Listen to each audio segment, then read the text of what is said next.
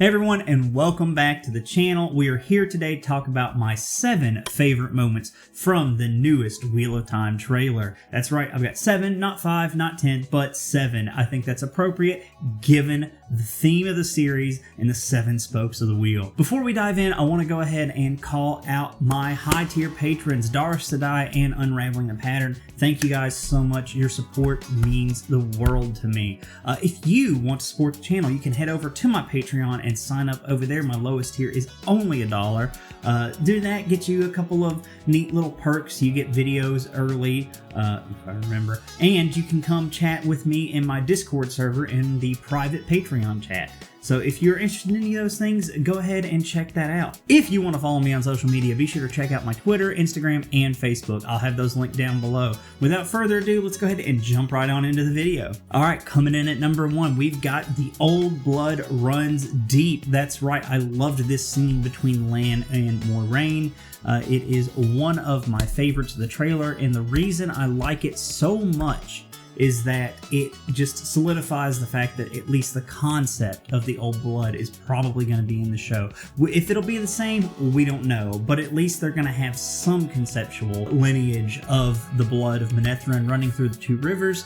Whether or not they're going to actually have that be like where Matt can call upon his genetic memories and speak the old tongue in battle, or if it's just going to be indicative of a strong potential channeling power there, we don't quite know, but I am very excited that they are at least giving us a nod to this concept. It's one of those things that makes the Eye of the world building just feel so grand and epic. It adds that layer of depth, a connection back to a fallen kingdom of the past for our characters to have some lineage from. It is definitely one of my favorite concepts from the Eye of the World. Coming at number 2 is one of the most exciting things that I saw in the trailer. That was Thom fighting Narg. I don't know if that's actually Narg, but I'm going to call him Narg from here on out. We can see in the clip that Narg actually has to end up using 2 hands to gain the advantage on Thom because Thom is just that strong with his Heron Mark blade. It's incredible, and I think it's really going to speak to the fact that Thom is not someone you want to mess with.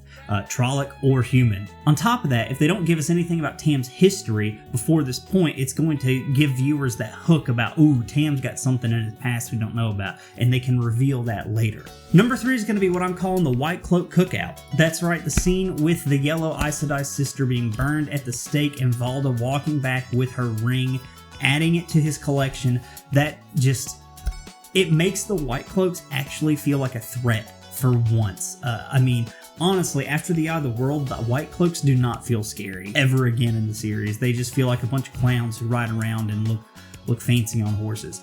So yeah, this is one of those elements I think that's going to be good to help raise the stakes of the villains and antagonists in the show. That's definitely a weak point of the series. I think having some regular human antagonists who are going to not necessarily be entirely existentially evil, but that very human evil of intolerance and unwillingness to budge in opinions and or truth, capital T, is going to be a very nice addition to help just add some pressure to our protagonists every time they see them or come across them. On top of that, I want to go ahead and call it that Valda looks great. His outfit looks wonderful. I love the White Cloak outfits in this show, and the actor portraying him, man, he has got the attitude down in that scene where he sits down with that goblet. Perfect. I'm actually quite excited to get into the White Cloak plots now. Like, I personally, take it or leave it in the books, I may actually end up being invested in these characters. We'll see, especially if they have some sympathetic qualities later on throughout.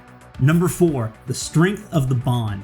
This is one thing that I think is a little low-key for a lot of folks, but personally, I am really excited to see it. We don't get a good idea of the bond up until the later parts of the series. However, I think the show is really going to show us here in Season 1 just how powerful it is.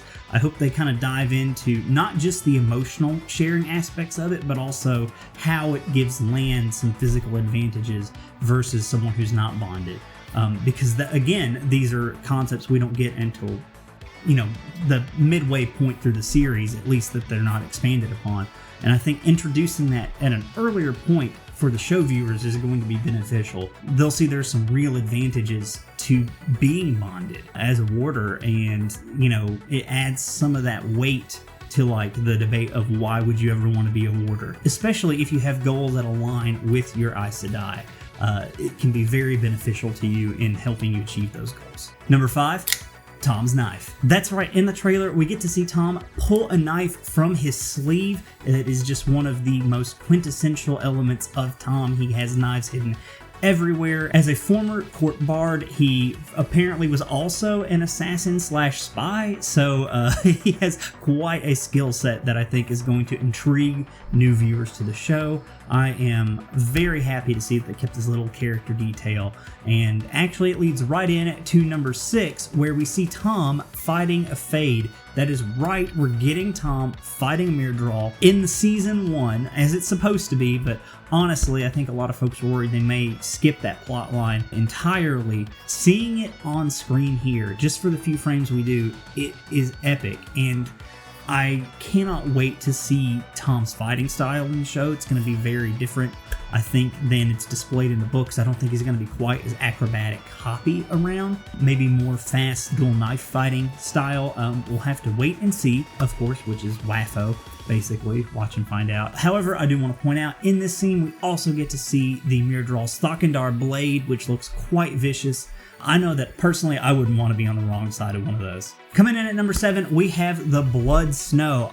Who thought that we were going to get to see Aiel in the Aiel War in the trailer? I knew we might get it in season 1 somewhere, especially as it relates to some of our characters in their pasts, but I did not think that we were going to get it in the trailer.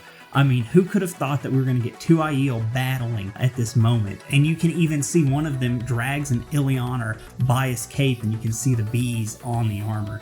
It was just, I mean, I'm stunned.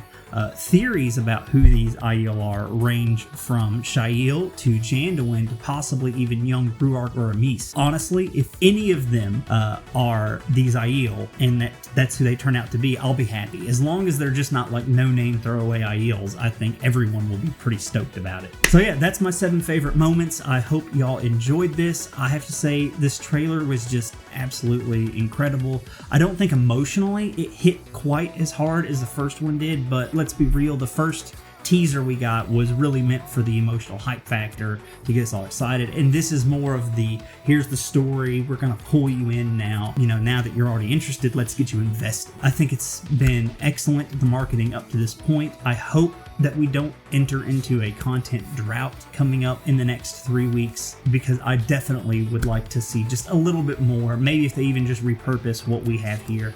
I don't want to see Loyal, want him to be saved for the show, but, you know, they could expand upon some of these things we've already seen and give us just a little bit more context leading up to the premiere. I'm going to go ahead and wrap the video here. I don't want to just keep gushing on about everything. You already know I'm hyped for this show. As always, like the video, subscribe to the channel, you know, hit the Patreon if you want to support me. As always, though, your viewership is more than enough for me. Thanks for watching, and I will catch y'all next time.